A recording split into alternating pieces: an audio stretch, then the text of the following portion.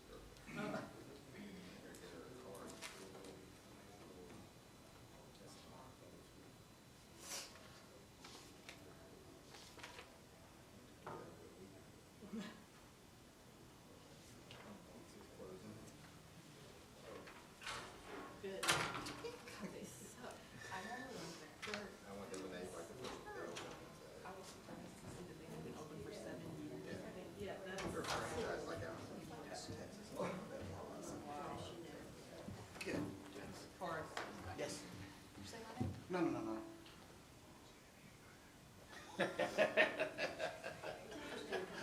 Yes, sir. We're so glad to see you.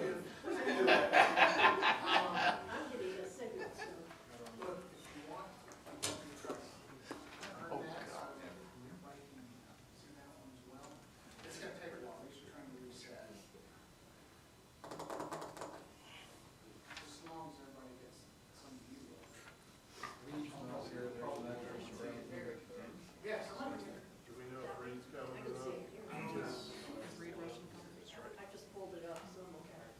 It'd be good if you did. I mean, I can share right here. I can see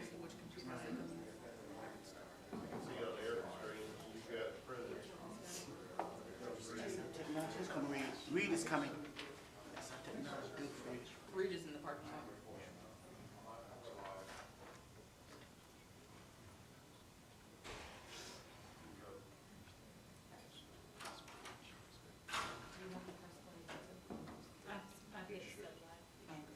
Want to turn it a little bit so the audience can Mine just is like bookmarking the time. Push back a little bit too. How's that? We wanna, do you want them to be able to look at it? I mean, I can see this one, and can you, are you okay? Yeah. So everybody got visual? And we already. Yeah, you're good. Okay, they're good. We're good. Everybody got visual, that's it. Push it back. Reed. Yeah, we're good. Okay. I think we'll work it out. All right, good morning, everyone. Ooh, volume is up. I hereby would like to call to order the regular planning board meeting for May 4th, 2021. And as of right now, we have all but one of our board members. Mr. Sammons is absent, but other than that, we have a full board. Therefore, we do have a quorum. At this time, I'll ask everyone to please turn off your electronic devices or at least put them on silent, and please stand for the Pledge of Allegiance. I pledge allegiance to the flag of the United States of America and to the republic for which it stands, one nation, under God, indivisible, with liberty and justice for all.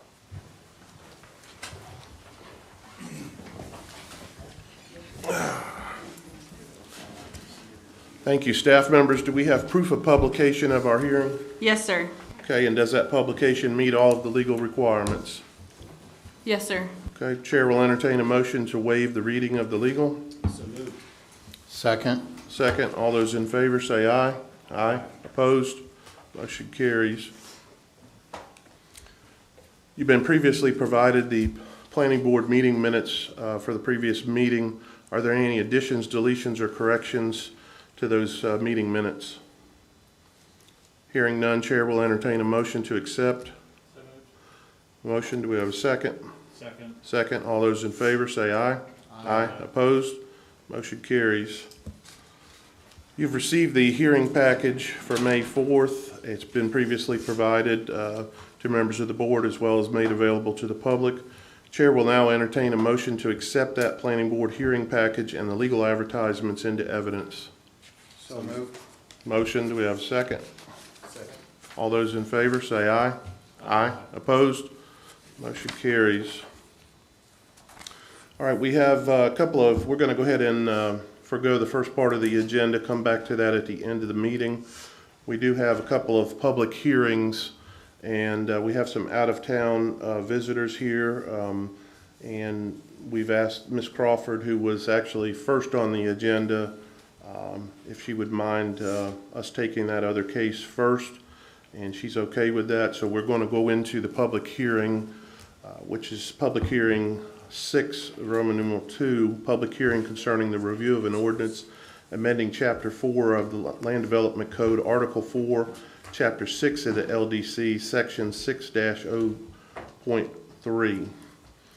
And this would be a review that the board recommends to the Board of County Commissioners for an adoption, an ordinance repealing and replacing Ordinance 2016-43 and Ordinance 2017-30 of the Escambia County Land Development Ordinances, and amending Part 3 of the Escambia County Code of Ordinances, the Escambia County Land Development Code, amending Chapter 4, Location, Use, and Regulations, Article 4, Airfield and Airport Environs, amending Section 4-4.1, Section 4-4.2, 4-4.3, 4-4.4, and Section 4-4.5, Section 4-4.6, and 7, and 8, to incorporate necessary information related to the geographical limits of the air installations compatible use zones, what we commonly call ACUs,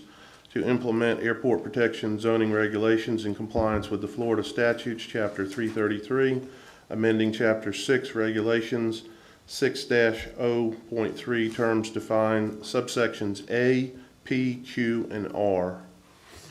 Okay, and at this time, Horace, if you want to give us a little background information. Yes, so there's some feedback in the mic.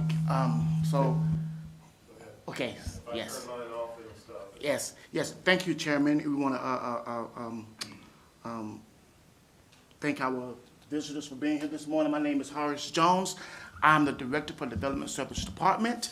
As you know, this history, this background summary is due to a procedure defect. We are here today to repeal and replace those maps due to a procedural defect. At this time, I'm going to call Mr. Andrew Homer. He is going to be the one that's going to take the lead on this whole ordinance and provide some historical background information and proceed with this discussion. Mr. Andrew Homer, Division Manager for Escambia County Development Services Department. Okay, hi, good morning. Yes, as Mr. Jones was saying, there was a glitch, so to speak, in how we adopted the maps that came from the 2010 ACUS study. Soon after that, the next year, if y'all recall, the state came through with some changes they wanted us to make regarding all the airports. And we had worked with the Regional Planning Council together with the City of Pensacola. We all worked together and get our airport ordinances overall sorted out. So what is going on now is those are combined. So we're going to repeal and replace those two. That's the recommendation that we are seeking from this board to take to the BCC, where it will have two separate BCC meetings. There's your background. Board members, questions before we go into testimony from? Okay. Just one more question. Yes. How is this, we don't have mics, so how was this figured out? How did y'all realize this?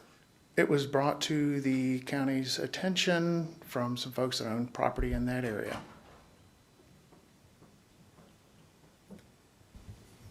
Andrew, Steve Opalenik from Yes, sir. NAS Pensacola. This does not change any of the ACUS footprint. This is merely, documentation and streamlining for the most part. Yes, sir. No change to the footprint of the maps. Once again, I mean, these are maps that are generated and given to the county for us to adopt. The Navy's going to fly the patterns they're going to fly. Whether we, are on board or not, we are, because we are partners.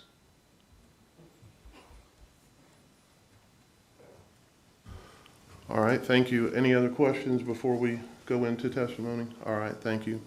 Ms. Tapens? Tapines. Good morning. Good morning. I have a presentation, if I may share my Okay. screen. If you would please first state your name, position, address for the record so that we all know who you are. Absolutely. Thank you. Good morning, Chair, honorable members of this board. My name is Melissa Tapines Yawez with law offices at 200 South Biscayne Boulevard, Miami.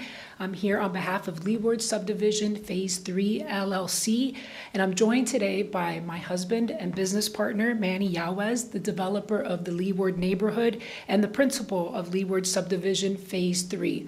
I'm also joined by my law partner, Tom Robertson, who has served as the chief litigator on this matter against Escambia County. With that, may I share my screen? Okay, I would like to ask the board members, do you have any questions concerning Ms. Tappan's background as far as legal training, qualifications, anything like that? Okay, let the record reflect we'll qualify as an expert in this area, so if you'll go ahead now and start your presentation. Thank you. And I should be connected to EAV? Yeah, you might have to reset the computer. I didn't turn you on. It's set. So you might have to just unplug and plug back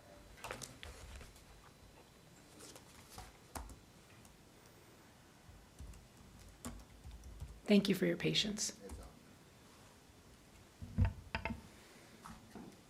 Excellent. Thank you so much. So Leeward is a charming single-family residential neighborhood master planned in 2001 as 3 phases. Phases 1 and 2 were completed in 2006, and custom homes are currently being built within phases 1 and 2. The item before you today rezones Leeward's Phase 3 to APZ2, and we stand in strong opposition. To be clear, we've been investing in Escambia County for over 2 decades and wholeheartedly support the mission of the United States Department of Defense, as well as the U.S. Navy, both's mission here in Pensacola and abroad. What your staff seeks to portray today as a procedural defect, or a quote glitch, in the adoption of 2 ordinances in 2016 and 2017 is actually a concerted effort by the county to deprive Leeward of its most important constitutional rights, the right to property and the right to due process. We're here to shed light on the county's actions. These actions have caused real harm to myself, my husband, and other property owners affected by the APZs and these ordinances, and most importantly, to all the people in Escambia County who trust that their government will abide by its own rules. As the county attorneys have admitted in open court, the 2016 and 2017 ordinances proposed to be repealed and replaced today are fatally flawed, as they were adopted in violation of numerous state-mandated notice requirements. The ordinance before you does more of the same. It violates the comprehensive plan, it violates due process, it lacks sufficient data and analysis, or substantial competent evidence to reasonably even debate it. It inordinately burdens Leeward's reasonable investment-backed expectations in violation of state law, and it fails to consider any alternatives as required by your comprehensive plan. Your recommendation to adopt this ordinance today is to recommend that the county expose its citizens to years of litigation and ultimately be held liable to us for tens of millions of dollars in takings claims. While the county is self-insured, I myself happen to own a land use, zoning, and environmental law firm here in the state of Florida. My husband and I have no choice but to challenge the county at every step, and we're here to make it very clear that we will prevail. But litigation is not necessary. I'm not a litigator. My partner Tom is. We respectfully request that you defer this item to afford us the opportunity to have meaningful dialogue with Escambia County and present our proposed solution to the powers that be. Our solution balances the rights of landowners such as Leeward with the needs of the U.S. Navy and the safety of future residences within Phase 3, in full compliance of Marine Corps Order 1101.16, which I'll submit into the record. So some background to make you familiar with our project. Leeward's Phase 3 is 43 acres of prime residentially developable land located 2 miles southwest from the Pensacola Naval Air Station. In 2003, the county implemented the ACUs in the vicinity of Pensacola Naval Air Station. The ACUs, as you know, designates noise impacts and proximity to flight approaches. In 2010, the U.S. Navy prepared to update the Escambia County Joint Land Use Study, which is the study that you're proposing to adopt today. This study proposed to expand APZ2, which is shown as the green dotted line before you, from 0.92 acres of Phase 3 to the entire 43 acres shown in the green shaded area. County staff proposed legislation that reduced our density by over half and reduced the minimum lot area, making our project simply unviable. In 2012, the County Commission considered adopting the 2010 study. Then commissioners recognized the significant taking of private property rights and associated costs to the people of Escambia County in years of litigation and takings claims. That litigation would bankrupt the self-insured Escambia County government. As a result, the proposal failed at County Commission. In 2010, the failed proposal resurfaced. In direct violation of state law and its own comprehensive plan, the county simply rezoned and changed the applicable development regulations for our property. The 2016 ordinance was fatally flawed, as your county attorneys have readily admitted in open court. The title did not provide notice to the changes of the APZs. It referred to the 2010 study, but failed to adequately adopt the study and its various maps. The advertisement in the public newspaper was inconsistent with the title of the ordinance and did not contain a geographic location map. It was adopted only at one public hearing, where 2 are required. Sadly, the county's failure to comply with state law and its own comprehensive plan was not a mistake.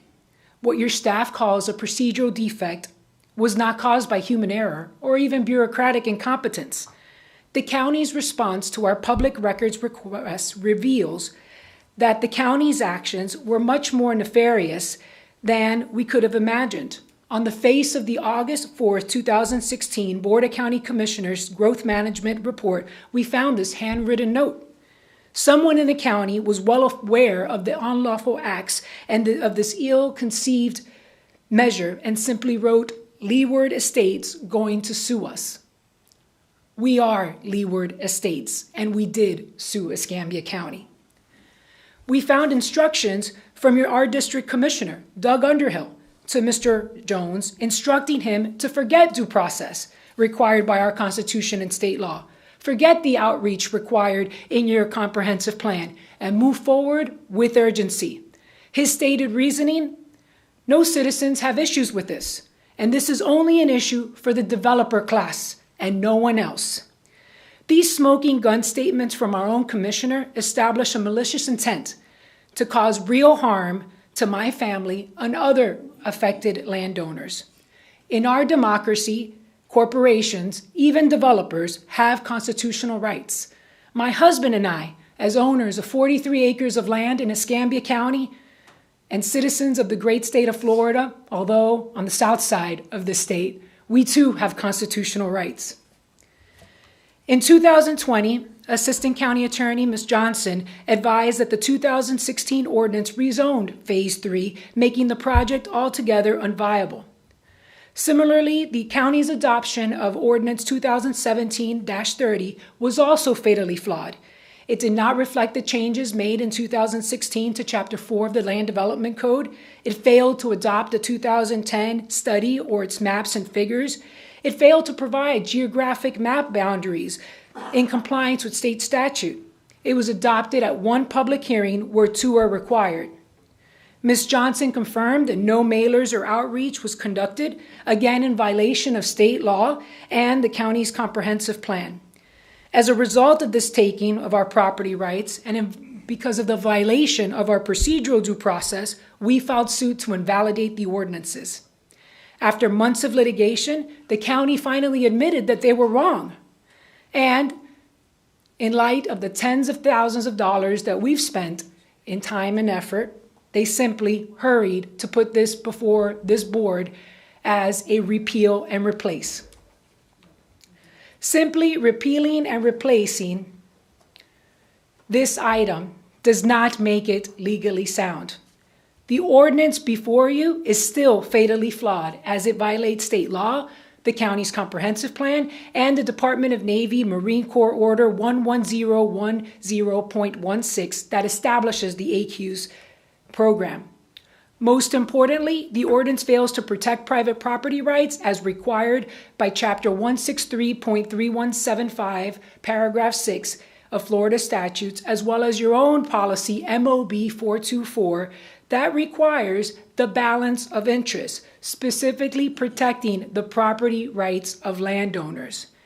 The ordinance before you rezones our Phase 3 to APZ2, thereby reducing its density by more than half, increasing its minimum lot area, all to destroy a project that has been master planned for 2 decades. All without meaningful dialogue to explore alternatives, which is the opposite of protecting property rights. Most importantly, it's based on a 2010 study, which is already obsolete. Just like the 2016 and 2017 ordinances, the ordinance before you violate due process as it does not comply with the public notice required under state statute and the comprehensive plan. The comprehensive plan sets out specific procedures. These specific procedures require the broad dissemination of information regarding amendments and encourages participation throughout the preparation and enactment process.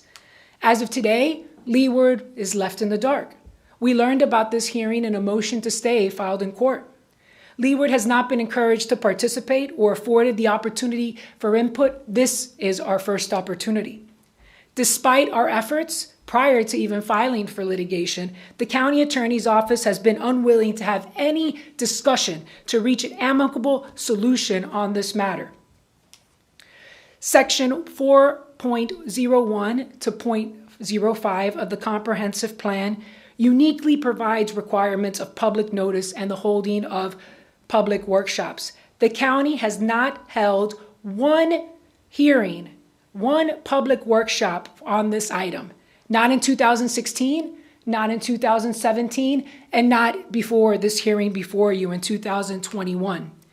This board is intended to serve as the Joint Land Use Study Oversight Committee, holding annual meetings to monitor the effectiveness and recommend additional measures. The comprehensive plan provides that your prescribed duty today is to implement, quote, technically sound, community-based, collaborative planning. Policy MOB 428 requires annual assessments of effectiveness in achieving compatibility with military installations in the designated air installation planning districts. The intent of these assessments is to measure changes in residential developments in these planning districts and analyze the collected data to assist in determining what future changes may be required. It's been 11 years since the 2010 update. There has been no assessment or analysis. No data has been collected or shared. Policy MOB 4.25 of the comprehensive plan clearly provides that compatibility requirements are to be revised as the mission of the military facility changes. There is no evidence of a revised mission or facility changes. The 2010 study provides for a specific list of changes that would lead to update of the ACUs. Air installation has a significant change in aircraft operations, a change in the type of aircraft stationed and operating at the installation, or changes in flight paths and procedures.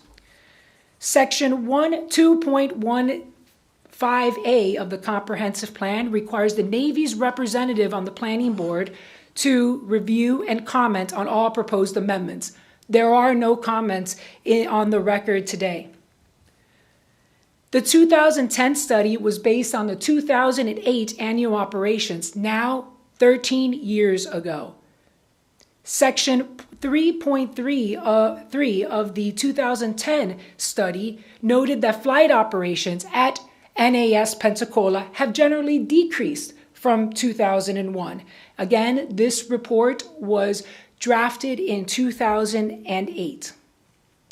Page 3-10 of the Marine Corps Order 11010.16 provides that study recommendations shall be based on 5 to 10 year projections so as to not undermine and be counterproductive to community support for the ACUS program. These 2012 projections were outdated in 2016, and 11 years later, they are simply obsolete and stale. The county's efforts to undermine the U.S. Navy are counterproductive to the community support for the ACUS program. I can tell you because it has diminished my support for the ACUS program due to not following the procedures set forth in state law and the comprehensive plan. There is an obvious lack of data and analysis to serve as substantial competent evidence to reasonably even debate whether the proposed change of the APZs is warranted, especially in light of the governmental action that will deprive Leeward of its property rights and cost Escambia County taxpayers tens of millions of dollars in compensation as required under state law. We ask that you defer this item and encourage the county to work with property owners like Leeward to explore a solution that protects our reasonable investment-backed expectations to develop our property, protects the Pensacola Naval Air Base, and protects the future residents of Phase 3. The county code and the ACUS itself provides that this can be done through a development agreement under 163 Florida statutes, through the Florida Land Use Environmental Dispute Resolution Act, or through the transfer of development rights. Our proposed solution is even more simple. Defer to allow for meaningful dialogue and allow us to present that solution. We've engaged local council and filed our Phase 3 master plan, proposing only 1.24 units per gross acre, with estimated structures amassing less than 12% of the total project area. This proposal fully complies with the Department of Navy Marine Corps Order 110.16 recommendations for APZ2. Those recommendations suggest less than 2 units per acre, less than 25 occupants per acre, and structures amassing less than 20% of the total project area. Again, the master plan for Phase 3 that we've already submitted to Escambia County proposes 1.24 units per gross acre and structures amassing less than 12%. Our proposal is worthy of consideration. It is worthy of avoiding unnecessary, needless litigation that the county will surely lose. In conclusion, there is no data and analysis to form substantial competent evidence that is even fairly, reasonably debatable in support of the ordinance before you. The ordinance before you is as fatally flawed as the 2016 and 2017 ordinances that the county seeks to repeal and replace. There is no need for repeal because the ordinances for 2016 and 2017 were never adopted under state law. We ask for you to recommend a deferral today because otherwise you're derelicting your duty to implement technically sound, community-based collaborative planning. The information before you is not technically sound, it is not community-based, and it is not collaborative. There is no hurry to adopt the 2010 study 11 years later in 2021. In fact, Mr. Jones said the Navy will continue to fly. And Leeward Phase 3 is not under construction today. We've simply submitted for our master plan. Moving this item blindly forward today will cause real irreparable harm to myself, my husband, and forces us to continue to litigate because simply we have no choice. Thank you for your consideration. I'm available to answer any questions, and I appreciate your time and patience.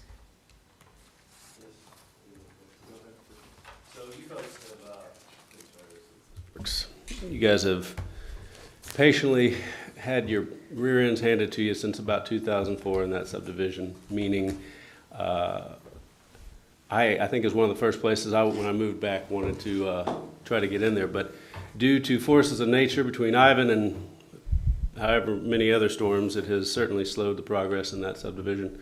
But yet you guys persevere and you're still there.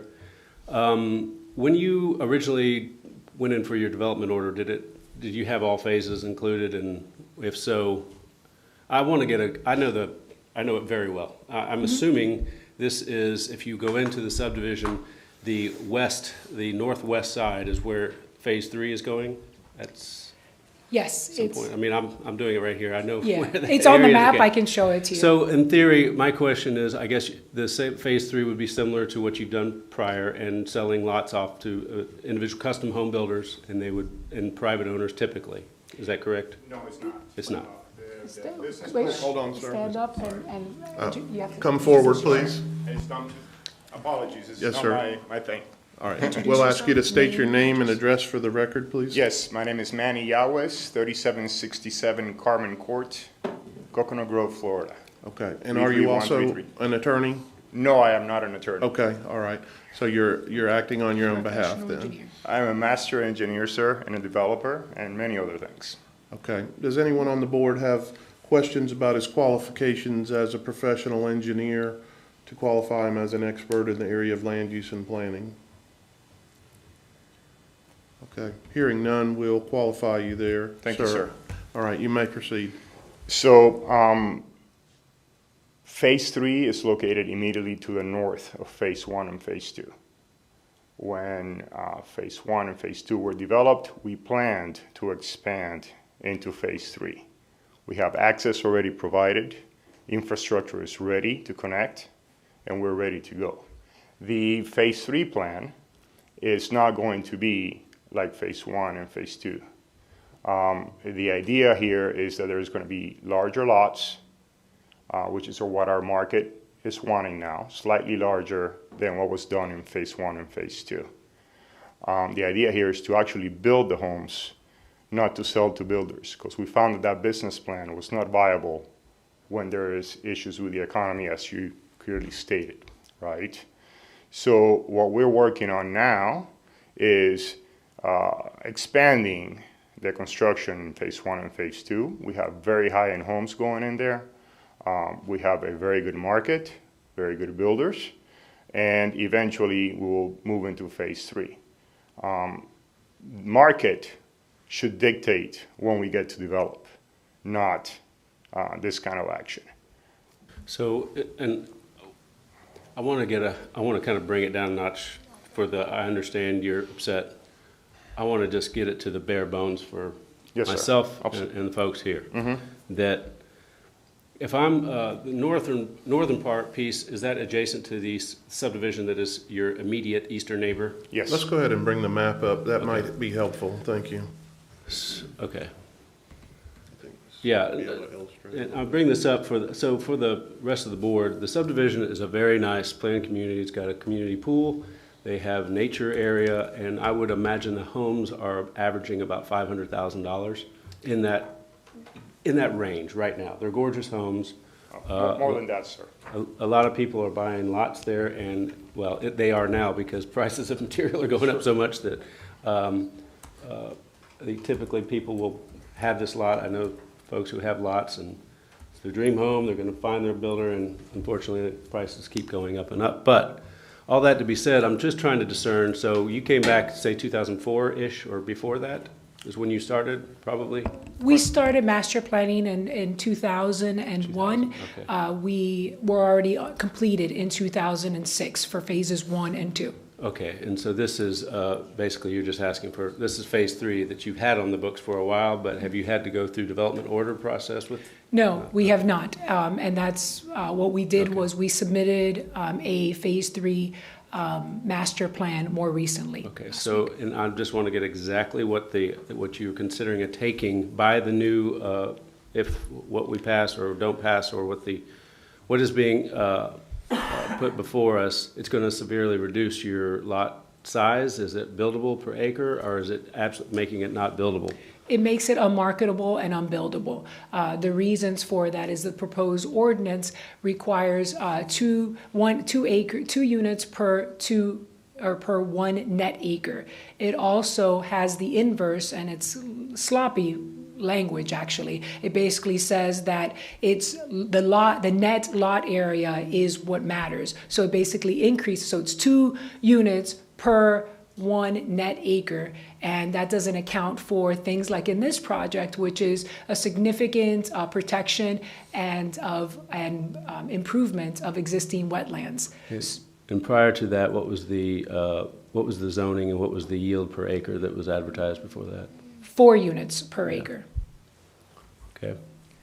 So the issue is, as you, I think, correctly pointed out, it also deals with the marketability of the Phase 3 and what folks want in their community and what the residents of Phase 1 and Phase 2 expected, because the Phase 3 was always part of the promotional materials, et cetera, for Phase 1 and Phase 2.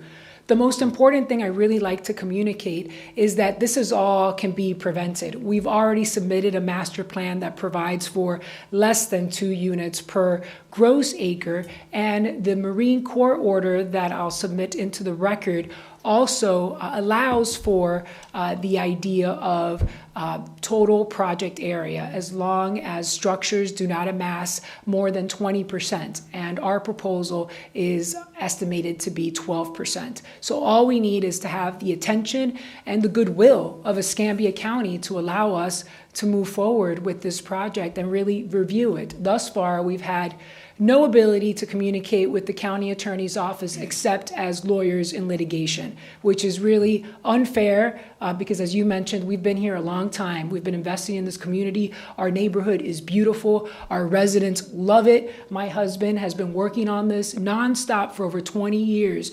He hasn't just sold it off to a large-scale developer. He's committed to this community, the vision, its neighbors, and all we need is for your deferral today to allow us the opportunity to speak with the county attorneys.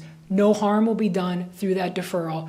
All it does is allow us time to speak to the county attorneys and the county administrator and whoever the powers that be that have been doing this to us. Okay, I appreciate it. I'm sure we're going to talk some more. I look forward to hearing the county's defense of this. My name is Tom Robertson. I'm also with Bracao, Riddell, Fernandez, Larkin, and Tapanus. Our address 200 South Biscayne Boulevard, Suite 300, Miami, Florida. I think that it's a little bit misleading that we're here on a repeal and replace because those 2 ordinances never got enacted. So what you're here on is a should we enact. And they're bringing it to you with 13 years of data missing. You'll see from the Joint Marine Corps and Navy order, they're required to do annual updates. So the Navy has annual statistics on what they're doing. And I don't see them here today to tell you about that. So you are introducing, if you're prepared, that's great. Okay. The evidence is supposed to be presented at a public hearing, quasi-judicial, and we're here for that. And what you're being asked to do is take data from 2008, from a report from 2010, to project it out to 2012 maximum, and adopt it today, because the other ordinances were void. They don't exist. They were never properly enacted, and so you today are making this decision. The Navy hasn't looked at this and said, there's a lot of development already on that side. Why don't we shift that zone a little bit north? Why haven't they looked at that? Why haven't they considered it? Why aren't they here today to testify about what has happened for the last 13 years? And so I think, and as Ms. Tapanus has said, this needs to be deferred so that we have all the information. This is not a simple repeal and replace. You are not just taking an existing ordinance and putting it back in place. You're taking an ordinance that doesn't exist. And so this is the first time this is being developed. And so I would encourage you to defer it. I would encourage you to ask to have the Navy bring you those statistics that you don't currently have. If for the 9 years prior to the last program, they were going down in number of flights. I mean, it went down from as high as 169,000 flights to somewhere in the 80,000 flights. What are they doing today? What have they done in the last 13 years? I would think you'd be interested in knowing all that. So again, we'd encourage you to please consider deferring this so that the information can be brought before you properly and so that we can have an opportunity to talk to the county. Thank you very much. Thank you, sir. I would encourage both of you, please, if you would, fill out one of our speaker forms so that we have a record of your names and addresses. Steve, I know I'm not going to try to put you on the spot for any of the data information, but I thought it might be helpful for some of the board members. All of us have been on the board at different lengths. Some of us may have been here when this was done before, some may not. Would you just run through very quickly some of the initials that we use? We use AQs, we use AIPD, APZ, and just make sure everybody understands what those each one means without going into real detail about what the mission is, but just what they mean. Sure thing. So in this case, we're talking about APZ2, Accident Potential Zone 2, the lesser of the two. As far as restrictions go, it also is for areas that are a little further away from the runway. What's considered there is density for the life, health, and safety of those on the ground and the pilots that fly. NAS Pensacola mission is to train pilots. That's what we do, train NFOs. If we can't fly, then we're in a bad place. The area we're talking about right now is directly off our most used runway. It's probably the noisiest as far as that goes. It's probably the most used. I don't have the numbers of how many flights overfly this area, but I do know that that is the most popular runway. I can get that stuff for you from our air hops. APZ1, Accident Potential Zone 1, is an area that closer to the runway, an area that is through studies have shown that if an accident is to occur, that there's the likelihood here. So that's what the APZs kind of show you, a likelihood of an accident occurring.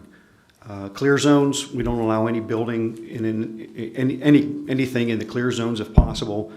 These areas are mostly on base right now, so we don't have any issues with that. The AIPDs are just planning districts. We have 2 of those.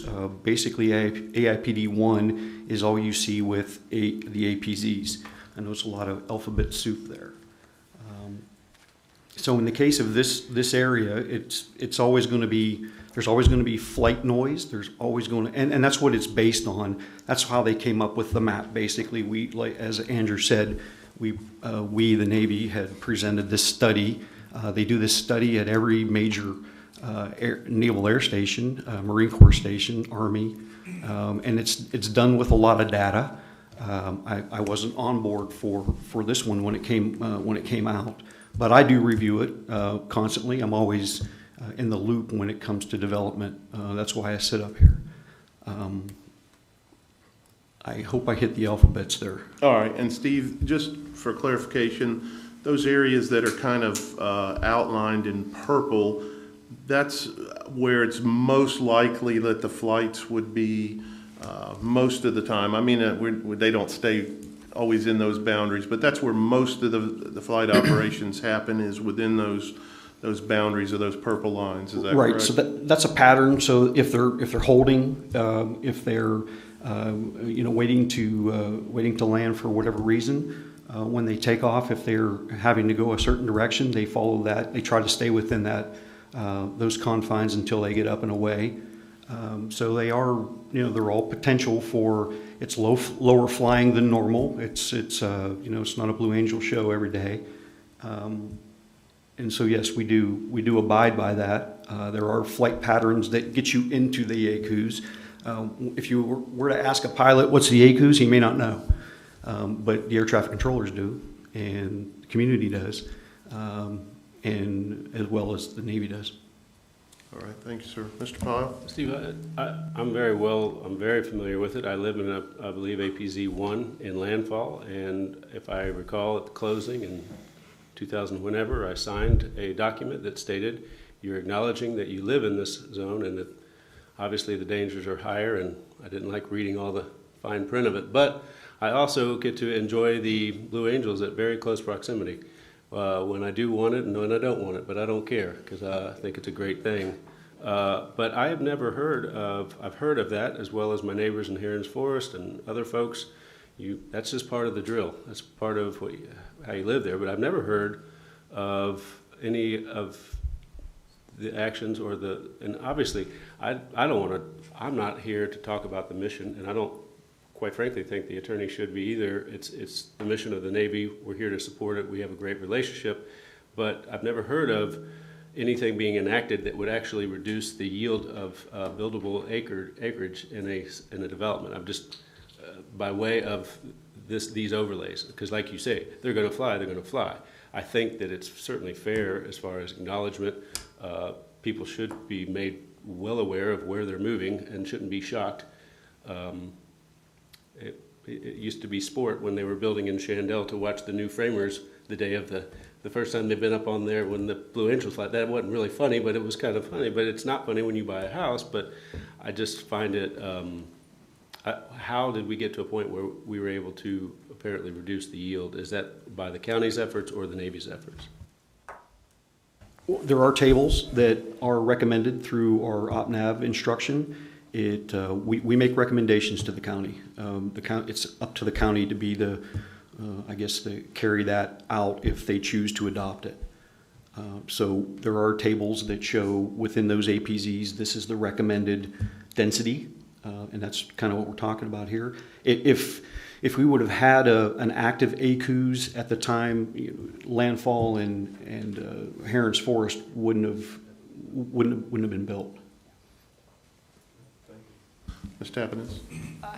Through the chair, I wanted to ask the Navy representative if he was familiar with Table 2 of Marine Order or Corps Order 11010.16, where it specifically deals with APZ2, and it provides for that suggestion of up to 2 units per acre and within planned developments for the surface area covered by structures not to exceed 20% of the PUD total area. All right, Steve, before you answer, I just want to make clear, Ms. Tappanis, we're not here today for Steve's testimony. He didn't have an opportunity to really prepare for this type of questioning. It's up to him whether or not he would like to answer that or not. In his capacity here, he's serving on the actual board here of the planning board as an advisor. So, Steve, it's up to you how in-depth you want to go, but I just want to make sure we don't get too far into technical questions because he didn't have any opportunity to really, prepare for that. So, thank you, Mr. Chair. I have it right here. I don't have it committed to memory, but I do use these tables anytime I get something from the county that says, hey, there's consideration for this subdivision, this type of construction. I consult this constantly. It's in my it's in my ACUS book. So I appreciate it. we actually, we call it the OpNav Marine Corps order. It makes it sound so technical. It's actually the OpNav. Understood. I think my point is that just simply with conversation with the county attorney's office and a deferral granted today by this board, we can simply work on that legislation to balance all interests. We support the U.S. Navy. We support Pensacola NAS. And this will be a simple compliance with this order and specifically Table 2, Note 2, and we can be done with this and move forward as we've planned for the last 2 decades. Thank you. all right, thank you. I think we now have Mr. Pepler, Charlie Pepler. Good morning, sir. If you'll please state your name, address, and position for the record. All right. Yes, Mr. Chairman. Charles Pepler, Deputy County Attorney with the County Attorney's Office, in Palafox Place. A couple of things. Yes, there is litigation. It was initiated in October, And I have a copy of the complaint filed by Mr. Robertson. It's 5 counts, and in that complaint, there's nothing about millions and millions of dollars in damages being sought. What the complaint states is that there wasn't proper notice of the 2 ordinances and there wasn't 2 hearings, and therefore the ordinances were not properly enacted. And that's all the case is about. There was a 5th count for denial of procedural due process under the Federal Civil Rights Act, and I got that removed to federal court. The federal court denied it, and now we're back in state court. So this afternoon, I have set before Judge Burgash, and he has advised that if there's any problems with the fact that his brother is a commissioner, that he would recuse himself, and neither myself nor Mr. Robertson made any motion to recuse himself, so we're fine with Judge Burgash hearing the case. I have a motion for stay that I want the court to enter, in that we can have the ordinances, and I call them repeal and replace because I think that's what they are, have that process done, and I'll be asking for about a 70-day stay so that we can have that done. Now, if Ms. Tapinas and Mr. Yawes and Mr. Robertson want to engage in negotiations about the proposed development of Phase 3, that can take place at the same time. There's no rule against talking about settlement and going forward with the repeal and replacement of these ordinances. So that can happen at the same time. Just for your benefit, we've retained an appraiser to look at the property. So we're actively looking at whether there should be some resolution of what they're proposing, that whether they suffer damages or not. I mean, again, that's part of the litigation strategy. I really can't talk too much about that right now. But we're prepared to talk. We're in the midst of litigation. If they agree to my stay or the court agrees to the stay, we can still talk at the same time. One thing... Mr. Pepler, could I ask you a question real quick? Concerning the issue of a ordinance that they claim has been put in place improperly, as a matter of law, can you repeal something that was put in place improperly? Is that part of the legal process for repealing? For the county's position, yes, because we take the position that there was a procedural defect, there wasn't that second hearing. Ms. Tapinas sort of ascribes words to me, which I've never said, that we agreed to the fact that there wasn't proper notice, that the maps were wrong. I've never stated that, so I don't know where Ms. Tapinas gets that information from. But what I've stated in the court pleadings is, yes, we agree that there should have been a second hearing, and for both ordinances, that wasn't done, and that's what we're intending to do with this repeal and replace. Can I ask, okay, was the ordinance passed at the state level, yes or no? You mean, was it filed with the Secretary of State? Did it become an ordinance? Yes, it became an ordinance. It became a full-fledged ordinance. And correct. Can you show that or prove that it was ordinance whatever? 2016. Okay, so 30 you are in adamant opposition against what they're saying, that it was never actually passed? Yes. Okay. It was passed, but we acknowledge that there wasn't that second hearing required by state statute, and that's what we're trying to remedy with going forward with the board, planning board today, having a hearing before the Board of County Commissioners on May 20th, and the next one on June the 6th. But again, that's if the talks become serious, I mean, that can be postponed. But I think today the recommendation should be to go forward with the repeal and replace, and we can still talk about what they're proposing. One other, I don't mean to dominate this morning, but the property that's in dispute, the 42 acres or the 42 acres plus the other acre, that was purchased in 2006. So it's not 20 years like Ms. Tapinas said.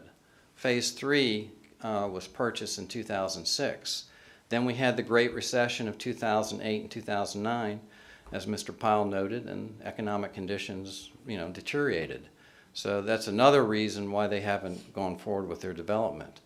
They submitted the master plan for Phase 3 this past Friday. So it hasn't been out there for, 20 years. So again, I think that's just an inaccurate statement being made by Ms. Tapinas. The other thing I want to mention is that we have been in discussions with Leeward Subdivision Phase 3 in 2012. Steve West from our office was communicating with Ms. Tapinas about a purchase. Those negotiations fell through. So again, I want to correct the record that we haven't just turned away from the Leeward principles and said, go pound sand. We have worked with them. So I want the board to understand that we're trying to be cognizant of their concerns, their economic investment, but at the same time, there's a critical mission of the Navy. You said that in 2012, Mr. West met with them. Have you guys met with them or talked to them one-on-one since that time? Not one-on-one. Well, then I would think, come on, it's 2021, but Well, because we got the lawsuit in October 2020. That's okay, that was a year ago, so 7 years. I'm just curious, so if it's a repeal and replace, because it was not done properly, correct? Correct. Okay. So I guess I would maybe question whether it was an ordinance, but I guess it was just a poorly done one. But it seems like you guys are in a rush now to get this over the finish line. And if I was the developer, I'd be a little apprehensive. It would seem to put them in less than a favorable negotiating position at all. But I'm not, again, I think we certainly are cognizant of the Navy. We don't want to foul anything they do up, but I've working for a developer in the past. Everybody accuses me of being in the developer's pockets anyway, so I might as well just jump in that vein. But developers are actually people who invest a lot of money to provide great opportunity. I don't care what anybody tells me. And I also feel very strongly up here that it's our job to avoid litigation at all costs, if possible, without messing up our overall plan, which we have been working hard, diligently on for years. It's not perfect, but I don't. It's just, I don't know, it just seems a little odd. You guys say you're in communication with them. They have been there since well before 2004. I've lived there. I know that their investment has been there. So maybe not the Phase 3. I get where you're going. Anyway, the litigation speak on that. And I don't want to get into, we're not here to litigate it. We're not the judge, and nor are we the jury. I simply am saying it seems it's been less than transparent, or there's not been a whole lot of communication. Because obviously they get up here and they're angry. And, what are they angry about? I think if you guys had taken the opportunity to talk before any of this, maybe that would have been diffused if, mind you, they put a case out there, litigation. But I'm certain there's a whole lot of money invested in that, and I would be a little bit chapped as well. But if it made sense in the Navy, it absolutely couldn't have been done. Maybe back when they were negotiating that in 2012, that property, it didn't seem to be a problem then. It just fell through for negotiation's sake. I'm just curious for a little more on the county side how this got to this point. And thrown on our backs again to rush this through so the county can stamp it and move on, and then your negotiation is certainly a bit stronger position. You don't have to do anything for them. Well, according to Ms. Tapinas and Mr. Yawes and Mr. Robertson, even if the ordinances are adopted appropriately, apparently they're not going away. So, we will have to talk to them. It's not a rush job, all right? They never communicated with us that they were going to file suit in October of 2020. They filed suit. And so it's been, trying to get our forces together and determine how we're going to handle this litigation. That's part of government bureaucracy. Mr. Pepler, I have a follow-up question to that. None of us that I know of are attorneys here, so this is a question. In your professional opinion as an attorney, does changing an ordinance while you're involved in a case on it, does that have an impact on your position? I'll ask Ms. Tapinas the same thing. Do you feel that this has an impact on your position in the case Because that concerns me if we're changing something that has an impact on a law case, as, you know, that's what I'm concerned about. So if you'll speak to that. No, this process was initiated by our office in conjunction with Development Services. And part of my motion to stay, I'm letting Judge Bergosh know that this is what we're doing. Today is the planning board, May 20th is the first public hearing, June 6th is the second. So once that is done, the relief that they've requested in their complaint, we've met it. We have a ordinance that's in place properly with the 2 hearings required by state statute. Now, the other issues about lot size and, you know, downsizing of density, that's something we can talk about, but that's not before the judge at this point. So, all right. Thank you, Your Honor. Or, Mr. Chairman. If I may, Tom Robertson again. Yes, sir. I'm rather shocked to hear Mr. Pepler say that they've been in communication with us. My very first phone call to Mr. Pepler after we filed suit was, hey, let's look at FLUADRA, Florida Land Use. It's a way of doing arbitration. I said, let's look at mediation. Let's do a resolution to this that doesn't require us. No, we can't do that. During the course of the litigation, on numerous occasions, I sent him emails, hey, let's discuss this. You know, your ordinances are void. Let's work on it. Nothing. This morning, right out there, he walked up to me and I said, hey, is there a way to resolve this? And he said, after this has been done, maybe. We have, at every step of the way, attempted to meet with the county to try to resolve this. And he said, no, nothing happened. Then why in his motion to stay to the court does he say that if this passes, it will render moot my lawsuit? Yes, it impacts the lawsuit. He's hoping that it's going to moot the lawsuit. And he put that in writing to the judge. So yes, the stay and this going through does impact the lawsuit. So, Mr. Brisker, you're concerned that what you do today may impact the lawsuit. It absolutely will. And so my clients, who have been treated very badly to begin with by the county, are now in this process where, without letting me know what he was going to do, I sent an email because Mr. Pepler asked me not to file a particular motion. And I said, okay, as long as you keep me fully informed of everything the county is doing. And he wrote back and said, I will do that. The next thing I got from him was a motion already filed with the court telling us about this date and 2 more dates. So has the county treated us right? No. So I think a simple deferral, 1, to force them to talk to us, and 2, so you can get the statistics as they exist today on these ordinances, would be very important. And I would appreciate if you would vote to defer this matter. Thank you very much. Ms. Tapinas? Thank you. Just to supplement something Mr. Pepler said, the lawsuit is dealing with invalidating the ordinances. That is what the repeal and replace before you today. Our position is the ordinances 2016 and 2017 are null and void. They were never adopted in compliance with state law, period. The follow-up issue of the tens of millions of dollars of our reasonable investment-backed expectations, which are protected under our state constitution and the Burt J. Harris Act, that is not part of this lawsuit. It will be a follow-up lawsuit if we're not able to address this issue before you. So just to be very clear, the reason why we filed the lawsuit was obviously we're being treated poorly. We're phone calls, things of that nature, that reasonable people and reasonable lawyers, how they behave, is not happening in this case.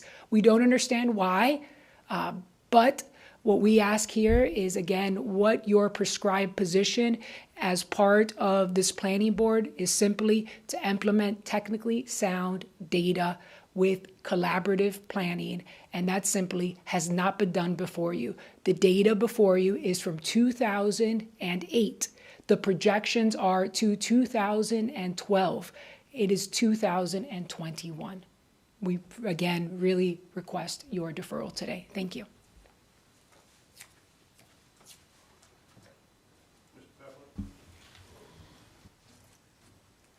Just a brief response. I mean, every lawyer has their own recollection of how conversations went down.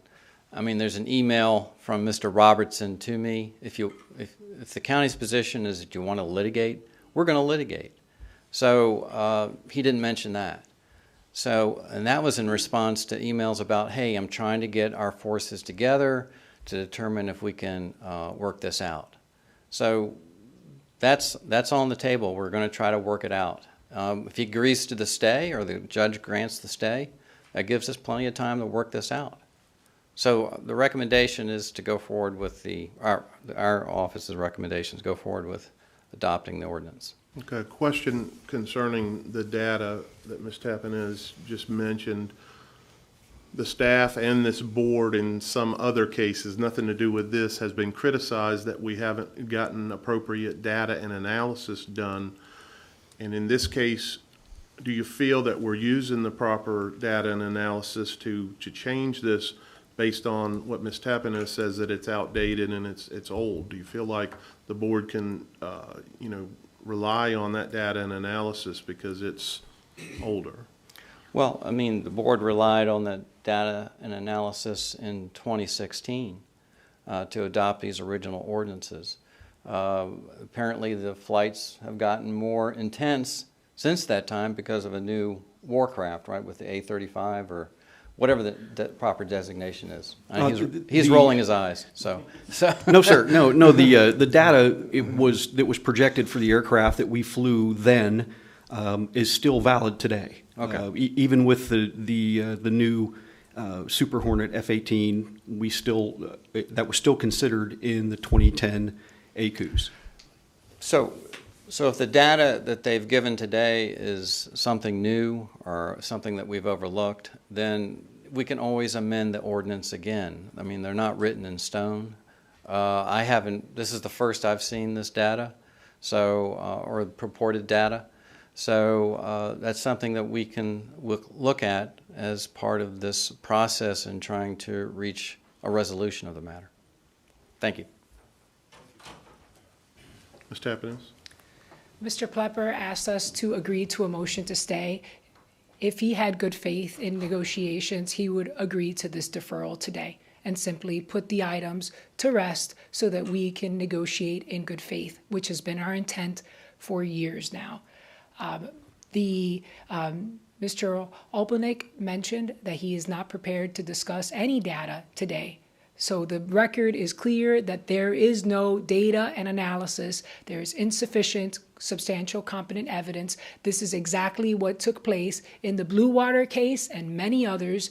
There we have a stack of ordinances that, based on our review of what the county commission has adopted over the last few years, do not comply with state law. This is a serious issue. And again, we ask, the record is clear. We ask for your deferral today. I'm not sure that Steve said that the data analysis was outdated. I believe he said the mission was the same with the same type of aircraft. So I just want to be clear about that. That's correct. Let me say that my understanding of what he said was he was not prepared to discuss the data and analysis today, and that was in the earlier conversation. Ma'am, that was flight hours, and I didn't come with flight hours and how we've changed. That's what I was talking about. So the 2010 study provided that over the last 9 years, from 2001 to 2010, flight operations had been decreasing. This board, as part of its joint land use study board, is supposed to review collected data on an annual basis. That is what's prescribed by the comprehensive plan. That has not been done. It was not done in 2016 because that ordinance did not come before this board. It only had one public hearing at commission. That was it. Ma'am, may I ask what the flight hours, the data that you're talking about? How would that change why we're here today?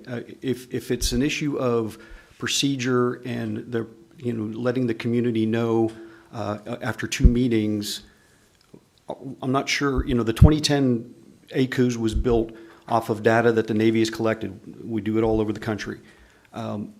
We have peaks and valleys of because it's a training mission. Sometimes it's high, sometimes it's low.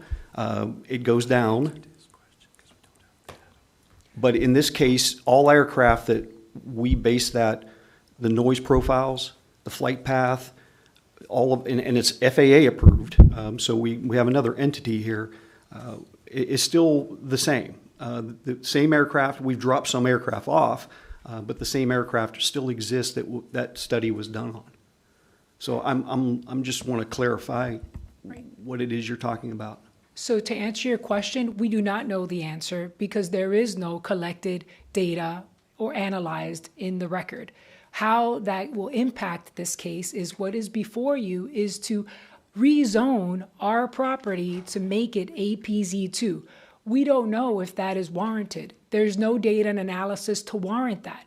So the state law, our Florida Constitution, and the Escambia County Comprehensive Plan has criteria that together, that data and analysis creates a substantial competent evidence which we are supposed to be presenting before you and debating. That is what the legislative process is about.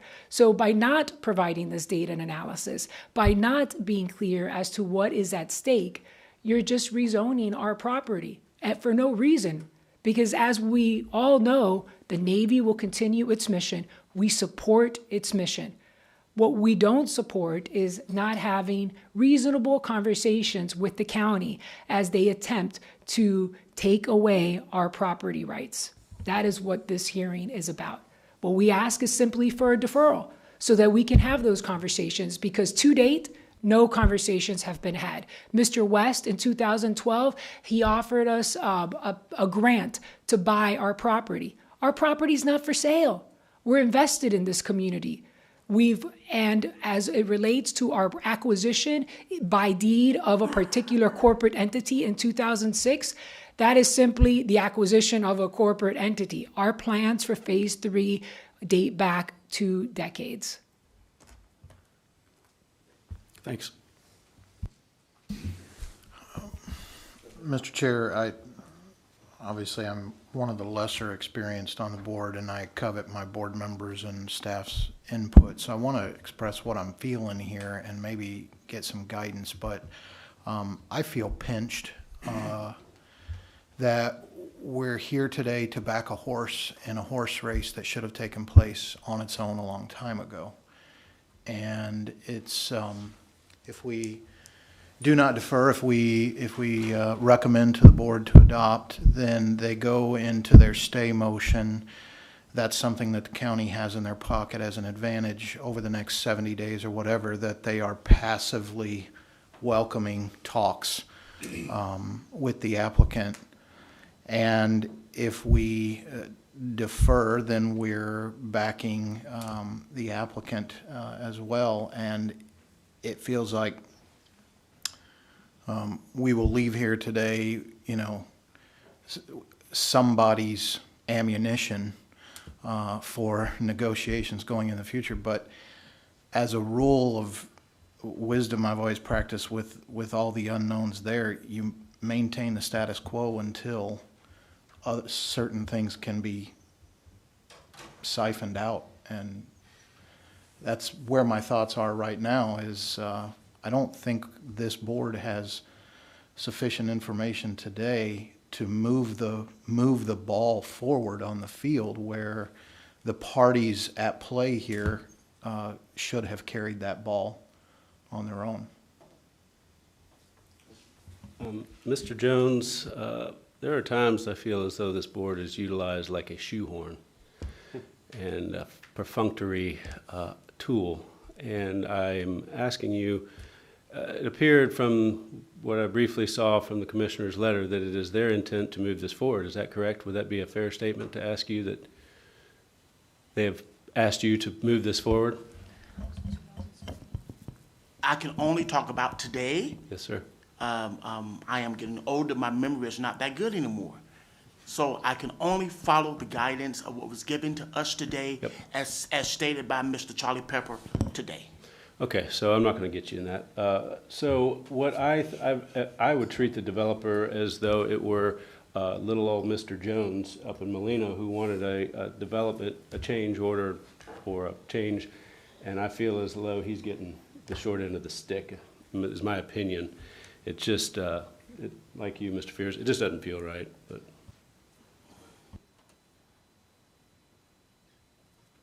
I'd like to make a motion to stay this order. Second. Have a motion and a second to, are you saying defer? Defer, yeah. Defer, okay. And your motion, Legal words up there. your motion stands, a second stands for a deferral? It does. All right. Can we defer on what we need? I need clarification. Number of days for a deferral.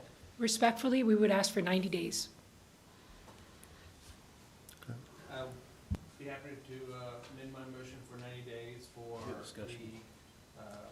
the deferral of both these ordinance changes. Okay, we have a motion that's been amended to 90 days. Does your second stand on that amended motion? It does. I'd like to bring up discussion with county staff, if that's okay. Again, trying to keep you out of hot water. What is it you need in this time frame to help enable you, give you the tools to let people talk this out? It doesn't have anything to do with you. What we're concerned about is the property, the change of yield in the acreage. That's our job. It doesn't have anything to do with the personalities or any of this other stuff. But what do you need in this motion? What is it going to help you? 30 days, 60 days, 90 days? I mean, we can stand on our own and let the commissioners fuss at us for not doing what I think is what they would like to have been done, and that's fine. I just feel like I want to clarify this. We have a motion, but I want to make sure what we're doing isn't just knee-jerk, that if we do something, that it be productive, that somehow we verbalize this, so we force the two parties to have a discussion and resolve this, so it isn't put upon us to be the judge and jury next time we're sitting here, because that's not fair to us personally. All right, so regarding time, I cannot speak towards our legal department and what's going on that other side of the house. What I can tell you is that we do have a plan submitted to our department. We are bringing that for DRC review. But overall time, as far as the legal actions, I can't speak to that. That's outside my purview. And just to add, yes, according to, we do have a preliminary, a plan, a master plan that was given to us on Friday. We are scheduling it to start having a preliminary review with what we call, the DRC committee, where we will be providing comments going back and forth. And we will be working with those comments again with the legal, and they can do their hard part, but we will do our part as far as getting the information to them, to all parties. Yeah, I just personally, Board, I just think that it is one thing to live in a subdivision where I have to sign a piece of paper that acknowledges that I live in a horrifically dangerous place. All the legalese that is required on there, and I love where I live. It's another thing, in my opinion, to take someone who's purchased a piece of property and then to, in my opinion, based upon the same data, alter their ability to utilize it. And that, I think, based on our job and our responsibility, it is, I think, wise to defer it and have it sit out until there's some resolution. Again, in spite of perhaps the county, I don't wish the county to spend more money on litigation than is necessary. I don't think anybody does. Apparently, they just feel strongly that they could win, I suppose. I'm not sure. But anyway, that's...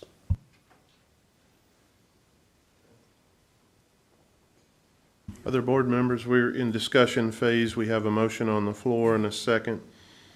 Did any of you want to bring any other points forward?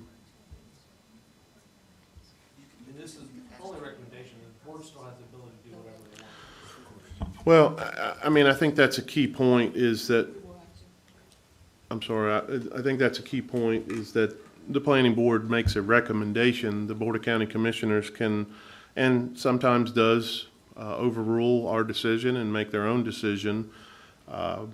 which they're the elected officials. We're not. We're the volunteers that are appointed here. So, you know, yeah, that's right.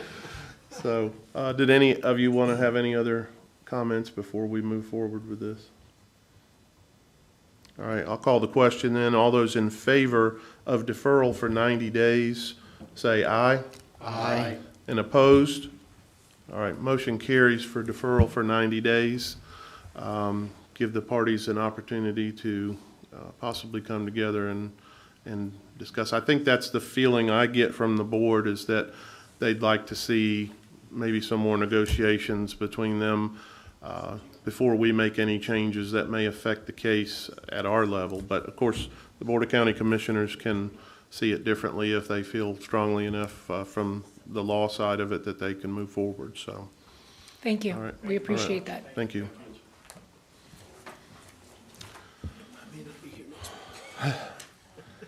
Well, that's, I would agree. I think we are in a tough position on one of those.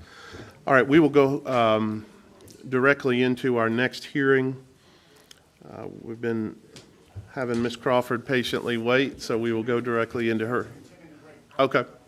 All right, yes, let's come back in at 10 o'clock. Well, let's see, make sure that clock is correct. Okay, it is. So let's come back in at 10 o'clock then, please.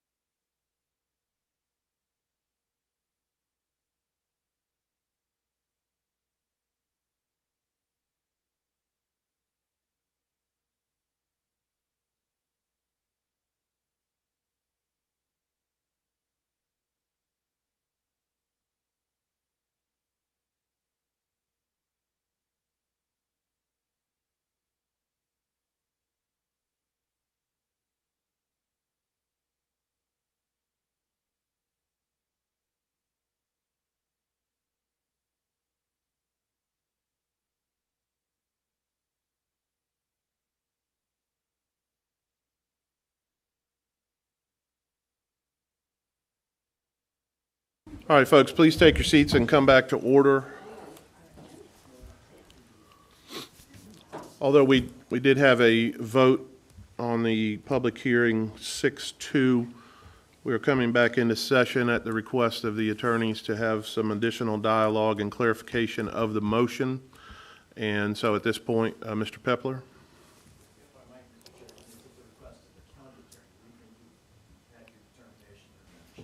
All right, the record will reflect that this is at the request of the county attorney. So go ahead, sir. Just want the board to understand that the deferral that you voted on today, I'm not asking you to change your vote, that will go before the board on May 20th, and the Board of County Commissioners may overrule you. I just want you to understand that. We're very aware that they have the ability of a rule, which is why we had that conversation after the motion was made, that we're just a recommendation. But it is strongly recommended by a full unanimous board that we recommend the board to stay and defer this and not make a decision on this for 90 days. And that'll be communicated. Thank you. Okay. Ms. Tappaness? Thank you very much for your time. We appreciate it. All right, thank you. All right, thank you, everyone. Thank you all. Okay. Meredith has been very patient, so we're going to move into our next hearing, a public hearing concerning review of ordinance amending Chapter 4, Location and Use Regulations. This is the board review and recommend to the Board of County Commissioners for adoption an ordinance amending Land Development Code Chapter 4, Article 7, creating Section 4-7.17, the tiny house development. Okay, Good morning. Yes. Good morning. Good morning. Well, not good morning. This is our second hearing ordinance for public on the tiny home ordinance. As you know, this ordinance, for a little bit of background, this ordinance has came before you on several occasions. The board did make a recommendation to the Board of County Commissioners, I believe, in February, in February, thank you.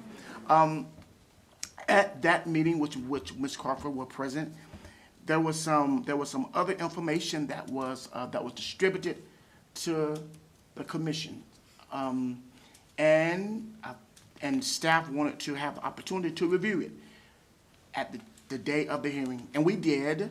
And we had some discussions with the board. We told the board that basically the information, it should be part of the background that was presented to the commissioner at that time, that it was a little too vague, too ambiguous for staff to make a determination whether it was good language or not to be included. So the board made a decision to defer this ordinance back to the planning board and staff so that we can review what was discussed, or either say it's good, clean it up, fine tune it, or do something different. So this is where we have been speaking. Remember, this is a county ordinance. This is a county-wide ordinance, but we have been speaking and collaborating with one of the person who has an interest in this ordinance, and this is where we are today. So just to go directly into the ordinance.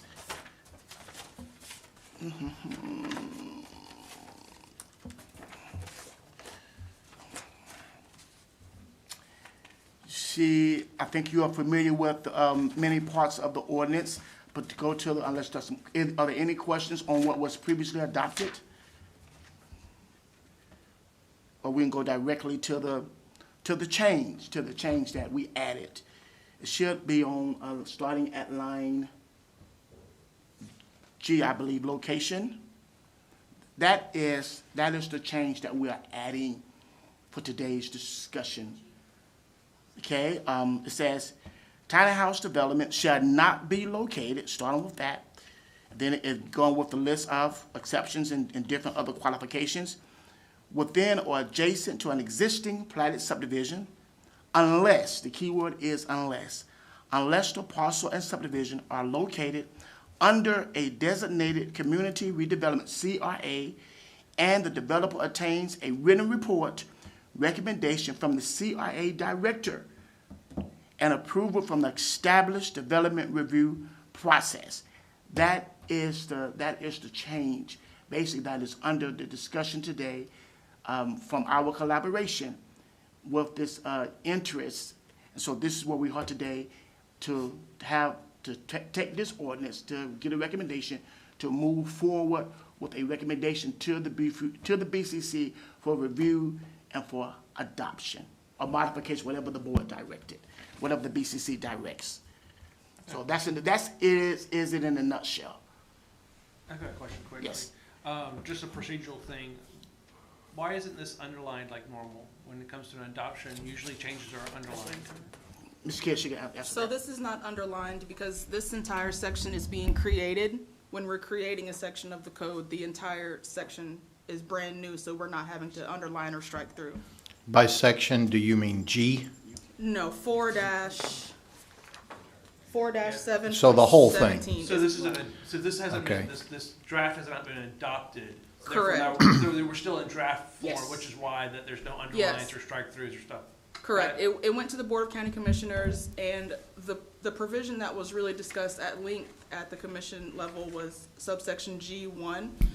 When this came to you guys last time, that sentence stopped at the comma. So it said, tiny house developments shall not be located within or adjacent to an existing platted subdivision, period. Right. So we got to the Board of County Commissioners level, and the interested stakeholders were concerned about how limiting that may have been in terms of where tiny home developments could be located. So we were directed to come back to the drawing board, to have some more discussions with the stakeholders and to determine how we could allow tiny house developments in some platted subdivisions. And also, we were discussing, there's also in the agenda some proposed language from Commissioner Burgash. So we were directed to bring that back to you guys for consideration as well. And that language is not in the draft ordinance, but it is a separate agenda item for you guys to consider. So with this G1, we're expanding the footprint of where they can be. That's what we're doing here, with, as long as we're within CRA and it's approved. Correct. Yes, yes. But as of right now, nothing has been adopted. We're Correct. just bringing it back again. Thank you. Just a reminder for the board, how many CRA areas are in Escambia County at this point? We can get that information. 9, 9, okay. Okay. approximately 25 square miles. Okay. And Because I just looked myself. primarily, this is all, Right. Now, let's, clarification. There are only 4 adopted CRA areas that have regulations within the land development code. There could be other areas, but there are only 4 that have regulations inside the land development code. Okay? so in those area, the CRA director, is that Mrs. Long? That is Ms. Long, yes. Okay, so she would have to write a letter in support of this only in those areas. If it's not in one of those 4, then it would not be allowed next to an existing platted subdivision. Yes, Or inside of it. or inside a subdivision. Okay. Mr. Speaker, Mr. Chair, also that I think that needs to be discussed is the verbiage from Commissioner Burgash, which basically states what is, I think, already existing, that unless the applicant provides a, pretty good argument why it should be located adjacent, it's up to them, basically, is what it says in a nutshell, which I would imagine, Meredith, that mollifies your side of the world, because it is a little bit arbitrary at saying, no, I don't know how you'd find any property that's not next to a platted subdivision, but say you did, or you found one that would be a good fit, you could, and if it's no CRA, you couldn't get any written recommendation. So you Right. could throw yourself in front of the county commissioner and say, listen, this is it, we've got the support of the neighborhood, and based upon his verbiage, which I think is pretty good, it's not for us, but it's for them to determine if it would be a good fit, I think. Correct. And Meredith Crawford, 125 East Intendencia. So that's where we started, was trying to give developers and interested parties the ability to have these in old platted subdivisions or adjacent to platted subdivisions. You have subdivisions on the books for decades that are in, undeveloped areas where they would be a good fit, but for those criteria. So Commissioner Burgash's proposed language would allow a process by which someone could come in and say, look, here are our plans, here's the design, this is what we want to do, the neighbors are good with it, staff is good with it, we've met all the criteria, can we proceed? There had been concerns, as Mr. Jones indicated, so it came back to staff to have discussions with the interested parties. And I do have, We're just showing the language on our screen. oh, I gotcha.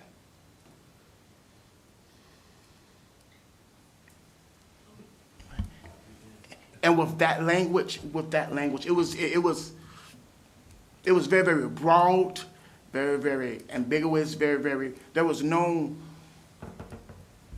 T for, as far as staff saying that is good. Yes, that language right there. Yes, that language. You don't like, you want it to be a little tuned up. I think it was reasonable that need to be that it need to be adjusted, but after we had some additional collaborations with them, this language as presented in the ordinance itself basically provides a little bit more measurable. Kayla, wait. Oh, Yes, well, maybe it's not gonna work. yes, Everyone just imagine Yes. what it says. yes, I can get yeah, that one. yes. There it is, there it is. Yes. Okay. That language, as presented on the screen, staff basically agreed. That was a little bit arbitrary, vague, ambiguous. It didn't provide no measurables so that anyone could really make a sound decision. After we had some collaboration with the interested parties and staff in consideration of all of the ordinance as a whole. Remember, this is a countywide ordinance. There was some consideration given that what is proposed before today, as written in the language, about the CRA areas basically, that could provide a better opportunity for more measurable and more quantifiable results. And if I can just jump in here, you know, we don't necessarily like the idea. Good photo. I don't know how to get this to. Plug your laptop in, Meredith. It is plugged in. So this is a family. Oh, my adorable kids. There you go. Nice shade of red. It is. So we don't necessarily like the idea that they would only be allowed in the platted subdivisions or adjacent to the platted subdivisions only in CRA areas. You know, it is countywide, and I think that there is room across the county for these, but we understand that, you know, using it as redevelopment in those areas, perhaps as a potential pilot program, to give the county a feel for what they're going to look like, to understand their purpose, and then going forward, perhaps to remove that limitation for only CRAs, and remove that from Clara's purview and place it back on planning director. This is an example of a tiny home community from Tampa. Just a reminder of what they can look like. And here you see a conceptual site plan, you know, very well spaced apart. You've got green space, recreational areas, buffering. You can tell on the highway frontage, you see the trees, the bushes, things like that. There's a caretaker's residence. So the adjacent subdivisions aren't going to be looking at what, you know, some may perceive to be an RV park. I mean, these are on foundations. They're going to be well designed. Here's the language that's currently in the ordinance: not located within or adjacent to an existing platted subdivision unless the parcel and subdivision are located under a designated CRA. And what we would ask is that in 18 months, you allow us to come back to amend that subsection, or that you'd be willing to, you know, amend it today and change that to say not located within or adjacent to an existing platted subdivision unless the developer obtains a written support recommendation from the planning director and approval from the established development review process. That would give the planning department, county commissioners, interested parties the ability to see what was going on the ground. You could direct criteria be developed for that internal review to include things like buffering. You know, it doesn't have to be a checklist where you have to have 10 trees. I mean, it really can be this is our community, this is what we want to see, this is what we want to have.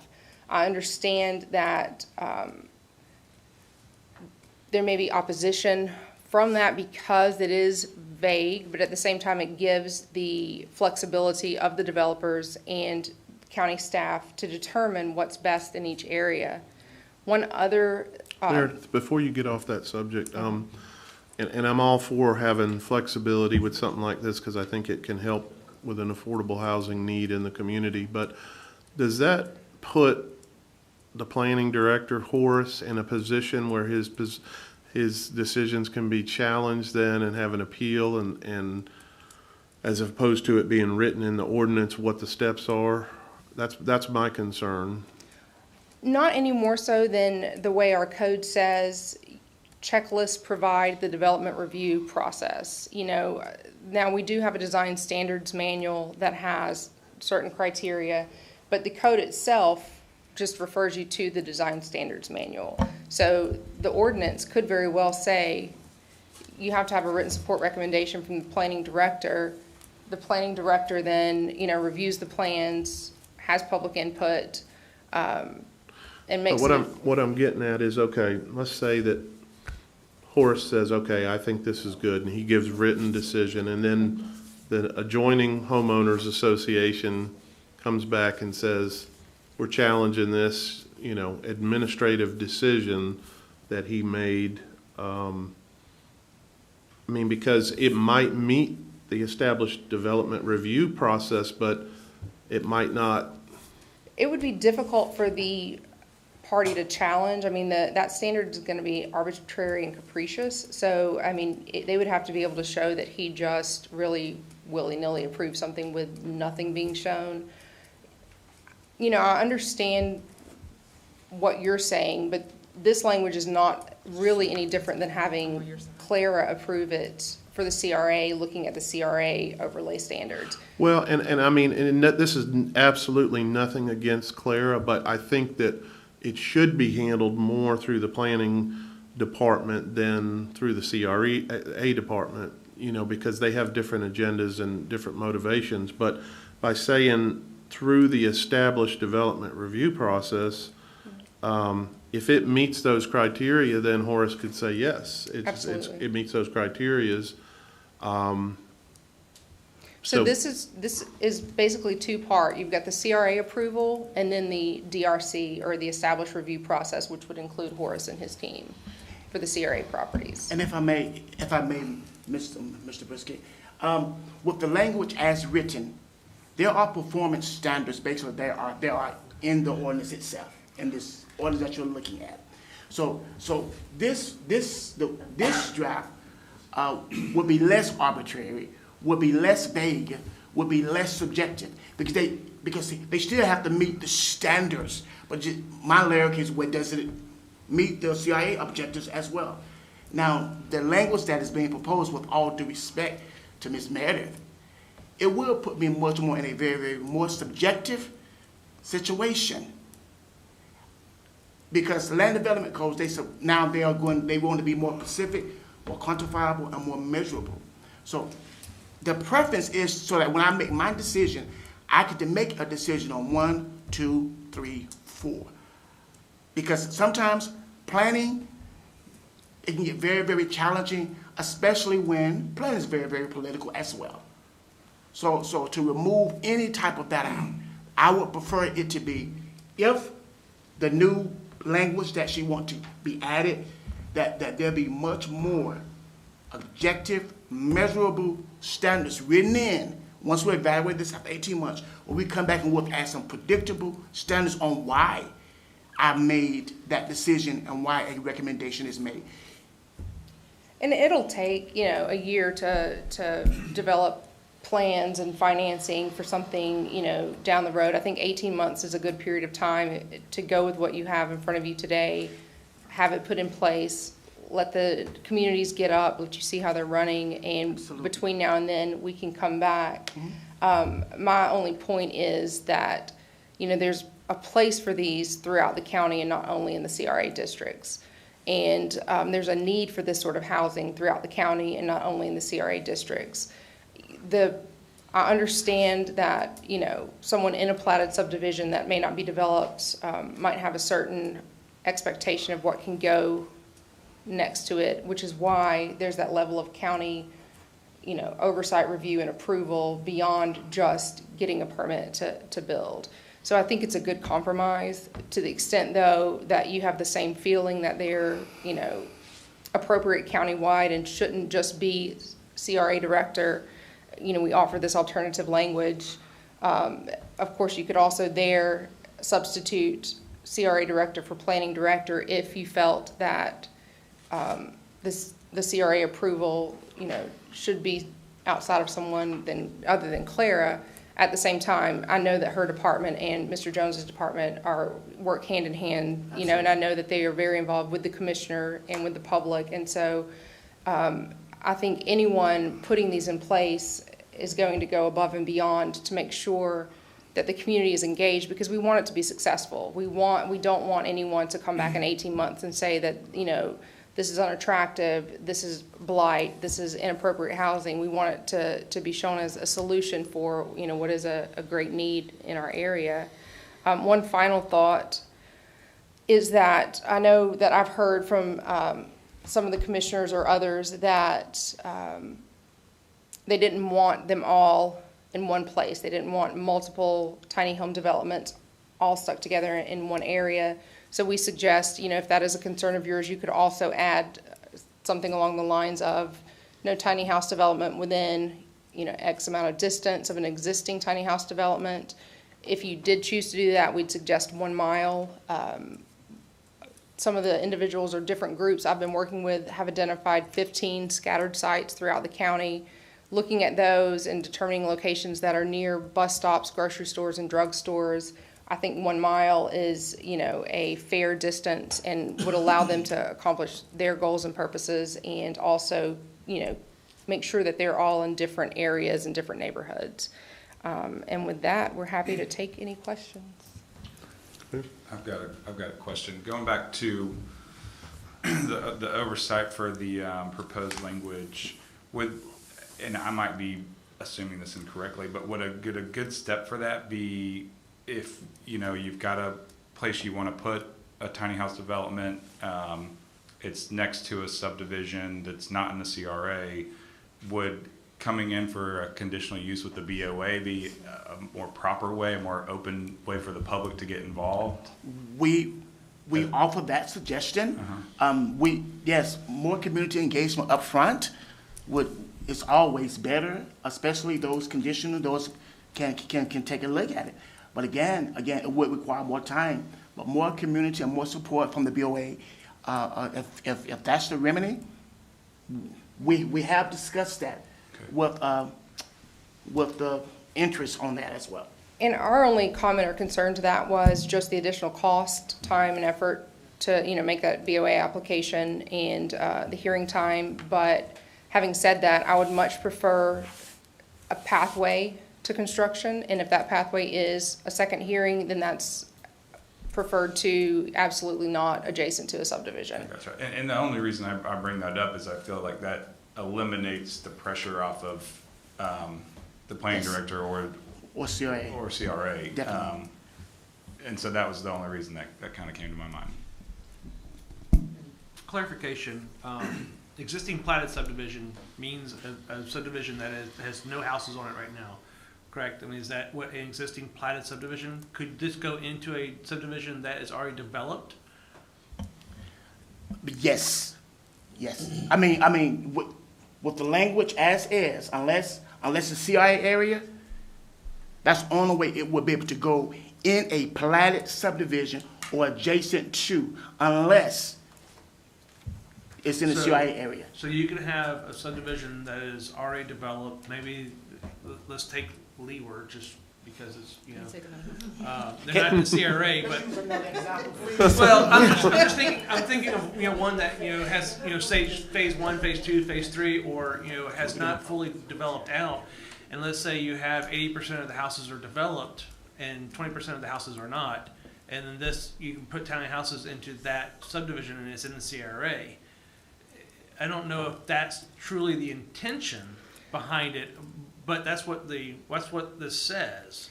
Intention and words, are totally different sometimes. I would almost find a way to, I think I understand where Meredith is coming from and saying these are non-developed platted subdivisions that have been on the books for 10, 20, 30 years and never developed anything, or maybe have a house in it. Let's redevelop that subdivision into a new subdivision of tiny homes. I don't know if this language does that. I don't think either one, this one or the previous one, does that in intention, and it almost opens up to putting it into a subdivision that currently has homes, and I'm not sure that was the And the way, intention. yes, the way that the language is, again, let's be perfectly clear, with the language as is, unless it is a CIA area, the only way that it can go in a platted subdivision or adjacent to, it has to be in a CIA area. That is, it can be a subdivision within the CIA, and if that's the case, guess what? The designation is the CIA. Right, and I understand that. I mean, it will be, the CRA's decision to do it, but I also think that that is not the intention. It doesn't matter if we come in 18 months and decide to open this up to the rest of the county, which I am 100% for.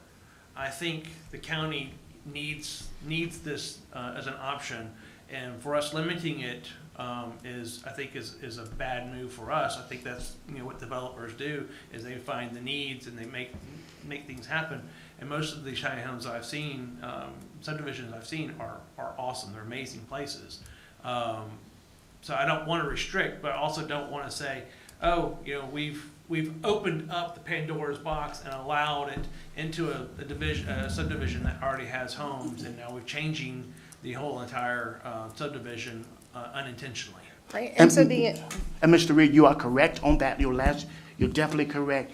That's why, because when you in a platted or an existing subdivision, you do come with a certain mindset in being in that platted subdivision. If you live in a subdivision, you know what you expect.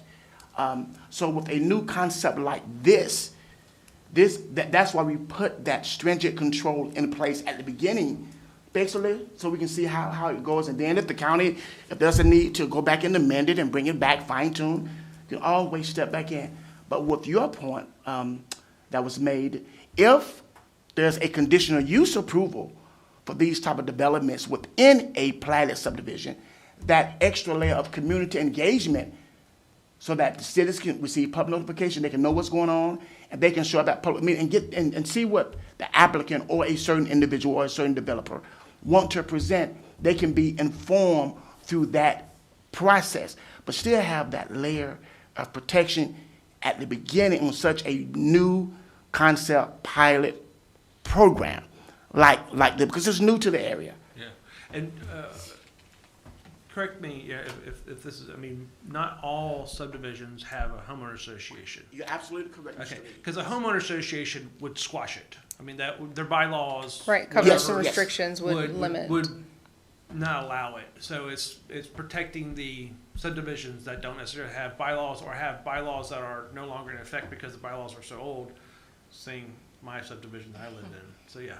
Right, and we had even looked at perhaps, putting a number of years, an old, something that's been recorded 20 years, something that's been recorded 30, but then it comes down to, well, what number of years are you looking at? And, this all stems from properties out on T Street that, it's an old parking lot, an old store, but it's actually also in a recorded subdivision, and not necessarily talking about Cordova Park or Marcus Point or whatever. But the intent of having that planning director approval or the CRA approval really is so that staff in the county and the public can do an internal compatibility analysis and review and make a decision. Does this look right? Does this, is this what needs to go here? Is this compatible with the surrounding area?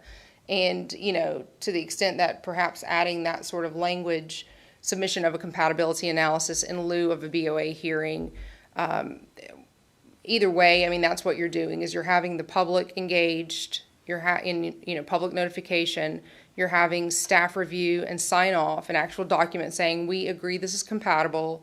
This is sufficient for our purposes. It meets the intent of the code. It provides housing, go forth and prosper. So, I think you have a couple options, but we would like to see this moved forward to the next stage. We've had, as Mr. Jones stated, for well over a year now, these conversations have been before you and have, places laid out, plans ready to go. We just need your assistance in getting it going. Chair, if I may just do a quick clarification, John Fisher. If we can switch the map screen over to the other desktop computer here. Just got to show a quick map of the CRA areas that you can see there. So there's actually 9 CRA areas that they have, but there's only 5 that are adopted into the Land Development Code. So do we need to clarify? That's what I was trying to get What we're at. talking about in this ordinance, that are we talking about all 9, or are we only talking about the ones that are in the code? Adopted with requirements, specific requirements. Right. But we're saying that, I think we need to clarify that. And I'd be in favor of using all 9. I mean, I think we want to give as many options as possible, but it's up to the board. Right, and we would ask for all 9. I mean, the purpose of the CRA is that these are sites that are areas that have been identified to need redevelopment. Right. This is great redevelopment, it's great infill, it's, typically those are, more underprivileged areas and where the need for housing may be greater than I see no others. reason to limit it to just 5. Like you said, those areas are intended for that, so.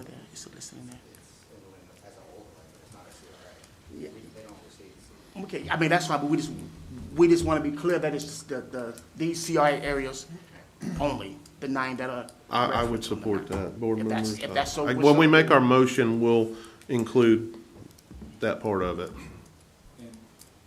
Would we need to designate the 9 of those in the language, or specify it anyway, since what you were saying is that only 4 of them are in land development code? If it's all 9 that are covered.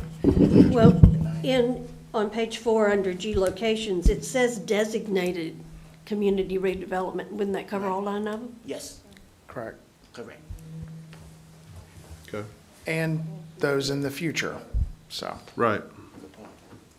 Okay, Mr. Chair, I think it's a great language that we need on some of our rezoning hearings. I think what it does is actually put the burden on the developer to be more transparent and share what exactly their plans are. I know our purview is just for anything possible in those changes, but I love the fact that it puts the burden back on the developer to share with the county staff what it is they're going to do, so they can, in their assessment, determine whether or not it works. And then if that doesn't work, their form of remedy is to go before the Board of County Commissioners and plead their case.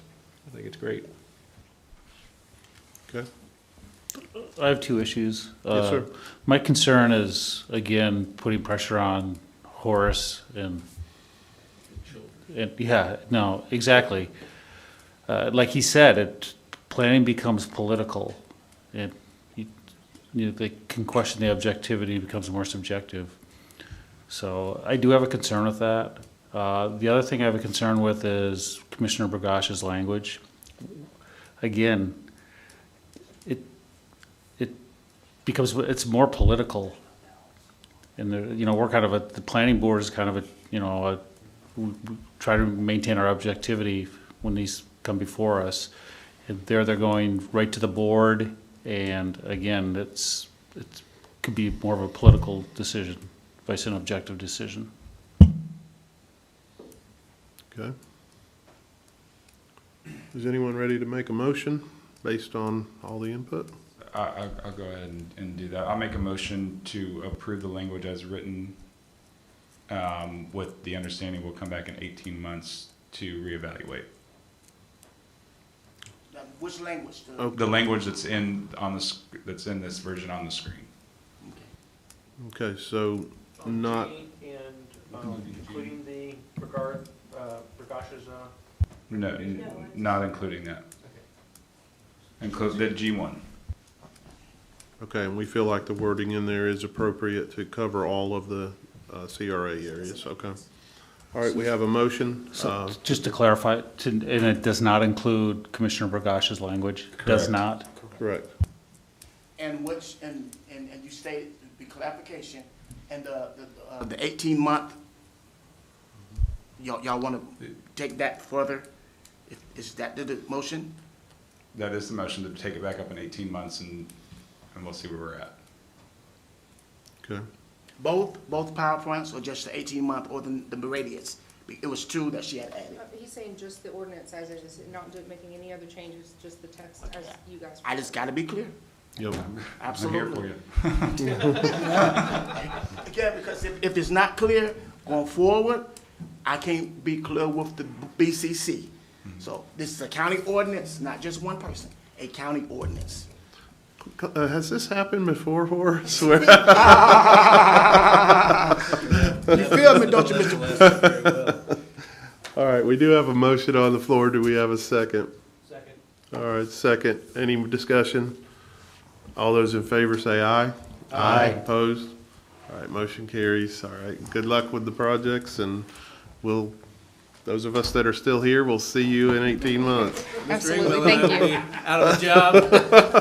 I might be too, who knows? Okay, Kids back up, please. Oh, they were really cute, huh? all right, we have a action discussion info item, recommendation concerning the review of the comprehensive plan annual report. Is that just kind of update? Okay, sir. Yeah, John Fisher, Senior Planner. Yeah, this is just an annual thing we do about this time every year. It's a document that basically says how many cases we had with the Board of Adjustments, what type of cases, same with the Planning Board, DRC. This year, I'm trying to expand this a little bit more. It's usually about a 7-page document, 8-page document. So each year from now, I'm gonna try to make this like a 5-year, this is what's happened in the past 5 years. So right now, you have in there last year's and this year's data. And next year I'll include next year's data. So, and just make it, I'm gonna probably rename it to the 5-year annual plan. That way you can see, how things have been trending. DRC projects have gone up. The Board of Adjustments and Planning Board cases have gone down from last year. But it's just something you kind of look at. I put the face mask on there since we all know what year it was. Can't forget.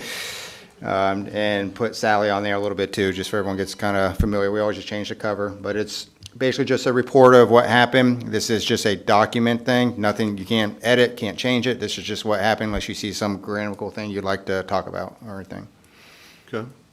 It just goes to the BCC for an action item just to be adopted. Yeah, when I was reading through this, that was one of the recommendations I was gonna have, is maybe include a few more years, but I'm glad to hear you. Yeah, I'll start doing that. Moving forward each year, I'll just keep basically the way it is and just add the new data. That way we can kind of see trends. Yep. Good job. Any discussion on this document? There's no action necessary. It's just for our review. It needs an action to go to the BCC for adoption. Oh, it does? Yeah. Okay, Chair will entertain a motion. So moved. To move it forward to the BCC. All right, motion, do we have a second? Second. Second. All those in favor, say aye. Aye. Opposed? All right, motion carries. While we're in this section, it's not formally on here, but came up in the hearing this morning that we possibly are not appropriately reviewing the information with the Navy on, was it an annual basis that they stated? Is that something that we need to bring back? Horace, you were out of the room when I started my question. In the hearing this morning, it was brought up that we're possibly not meeting a requirement to review the information on the Navy annually. Is that something that we need to look into? We will review, we will discuss that, but let's be perfectly clear that all of the review projects, all of the site plan review projects, we send them to, if they are in those areas, we send them to them, and he is faithful to always respond to make sure that we are not contravening any of the regulations. But we will definitely review that again to see where we can go with that. I mean, the requirements for bringing it in front of the planning board, Is there a requirement for that to be brought in more or less just like a action discussion item? We can review and see what the language actually says, and if it's necessary, we can get Mr. Stevens to do that easily. Without a heartburn. Because there is information in this report we just adopted. Yeah, I mean, it's, everything in the comprehensive plan, would be in there, so. Yeah. Okay, just want to make sure, we're, Absolutely. kind of. The other thing, board members, during the break, I did ask Horace to put in a request to have a IT review done of our machines and our microphones and all that, so we can make sure that they come and straighten out some of this IT issues. So we appreciate you moving that forward for us. Yes, sir, I will. Okay. And, are we down to the discussion items? Yes, sir. Okay. Actually, next month, Mr. John Fisher, our lead planner on this project, will be bringing in OLF8 for review for the public hearings. Again, based upon the last direction from the board, which I know y'all probably already seen. They gave them a timeline, and we want to try to adhere to that timeline going forward. And so that's going to be next month. So those that cannot be here, we definitely going to need to have a quorum. Definitely. Please make sure that Kayla is aware, because we definitely need a quorum for any of these procedures, with any of these public hearings. That's always necessary, so, but that's coming next month. That'll be June 1. Yes, June 1. So I'll give a little more detailed background. So next month, it's got to be probably a long meeting. We have two rezoning cases. We have an opt-out case. Then we're going to have the future land use map amendment for OF8. Then we'll also have the land development code language and adoption of OF8 map district area. So it's got to be quite busy June 1st.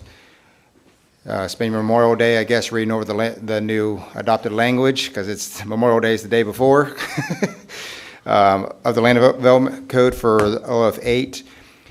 We are still getting a lot of information in. We're still working. I mean, we are crunch timeline. Like, we're looking deadline just even to get it for advertisement. I'm still trying to get information from them. They're currently slammed right now with other stuff. They're in Kansas City doing a shred, so getting information from them is very hard right now. But we are still working through the process. When it comes to you as a code, it's basically recommendations to the BCC for anything that might be changed. And what we're looking at, it will go to the BCC June 3rd. They will be able to make recommendations. It will be a transmittal hearing June 3rd for the future land use. From that day, we'll hopefully have any changes. Maybe it needs to come back here, or it goes to BCC about any changes from the planning board or BCC that need to be changed in land development code that we could do in July and August while we're waiting for that future land use to come back. And this does have to go through 2 public hearings, so that would be the first one in June, then the second one would be in August. You're at least one down. I'm on vacation. Okay, and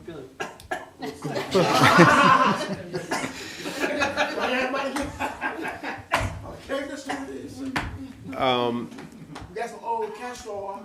I have a feeling that it may be, like you said, a long meeting. How is the room? Are we on one of those time frames where we have to be out of here by a certain time on that day?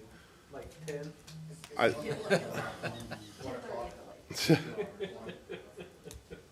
You have code enforcement that has their stuff in here at 1. Okay, do we need to address that? Because, I mean, that's a lot of people come in here and sit here, and then we have to say, oh, we can't finish this, we have to move on. The future land use should go, I'm not sure how the opt-out's going to be. It should be the West Marks, it's got to be the same type of, conversation We'll have we've the always had. standard people that come to protest it. But we and- will get with legal because see that every department's processes are important, but we will get with legal who work directly with the on code enforcement with attorneys that represent them. If they need to make some adjustments, we'll work with them. We'll get legal to provide. I mean, obviously, we all want to be out of here by that time. Absolutely. But just knowing that, That's a good point. especially OLFA and the opt-out will probably bring a crowd. and the rezonings, so there's probably gonna be a lot of folks here, and they're all gonna wanna speak, and so, yeah, just if you could, make sure that, Yes, sir. Yes, sir, that's a very good point. okay. All right. Yes, sir. I'd like to bring up an issue or just a thought, and it's on our rezoning criteria, specifically criteria E, the change conditions. I don't know if there's been any thought of, or if the commissioner, they probably haven't thought of or would throw anything out like this, but we're talking about data and impact of rezonings on the infrastructure. And I'll give you an example. There's a new Publix that just opened off of 9 Mile, at the corner of Beulah and 9 Mile. There is no way to enter that Publix heading westbound on 9 Mile. The only way to do it is turn down Beulah Road. Traffic is backed up on Beulah Road. It's a disaster. So it wasn't caught in the development review. It's gonna have to be fixed. So at the time. There was an accident last night, and I can only see more accidents. At the time, it was at the county road, and it switched to a state road before development order, and DOT looked it over and blessed it because they are doing the PD&E study to redo. So the road is already being evaluated at this time, but again, this is with the new interchange in the 4-lane of Beulah Road, which would stop at 9 Mile. It would not go past Tom Thumb. So that's something that's gonna have to be brought up from upper powers, the TPO.